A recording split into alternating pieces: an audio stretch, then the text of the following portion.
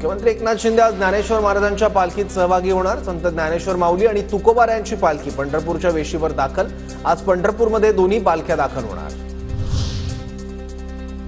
आषाढी एकादशीच्या पूर्वसंध्येला पंढरपुरातील चंद्रभागेच्या तीरी वैष्णवांचा मेळा। पंढरी विठुनामाच्या निनादात दुमदुमली। प्रदूषणमुक्त इंद्रायणीप्रमाणेच नमामि चंद्रभागा महाराष्ट्र शासनाचा उपक्रम। शासनाकडून चंद्रभागा सुशोभीकरण आणि स्वच्छतेची मोहीम हाती। चंद्रभागेत एनडीआरएफच्या टीम तैनात। स्थानिक बोटी आणि जीवरक्षकांच्या सहाय्याने चंद्रभागेवर सुरक्षेची खबरदारी। वारकरी पेन्शन योजनेमुळे वारकऱ्यांमध्ये आनंदाचं वातावरण। किमान 1000 रुपये प्रति महिना मिळावे वारकऱ्यांची अपेक्षा।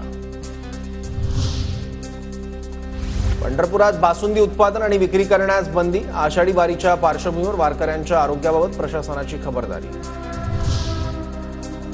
आषाढी एकादशीनिमित्त वारकरी पंढरपुरात दाखल होण्यास सुरुवात। अनेक पालख्या कालपासूनच पंढरपुरात दाखल। सोलापूरच्या वसमतमधील वाखरीत ज्ञानोबा माऊलींच्या पालखीचा चौथा रिंगण सोहळा पार पडला। हरिनामाच्या जयघोषात हजारो वारकऱ्यांची सोहळ्याला हजेरी। कोल्हापुरातील नृसिंहवाडीच्या दत्त मंदिरात दक्षिण द्वार सोहळा संपन्न। दत्त मंदिराच्या गाभाऱ्यात पाणी आल्यानंतर दक्षिण द्वार सोहळा संपन्न। सोहळ्यानंतर मंदिरात स्नान करण्यासाठी भाविकांची गर्दी।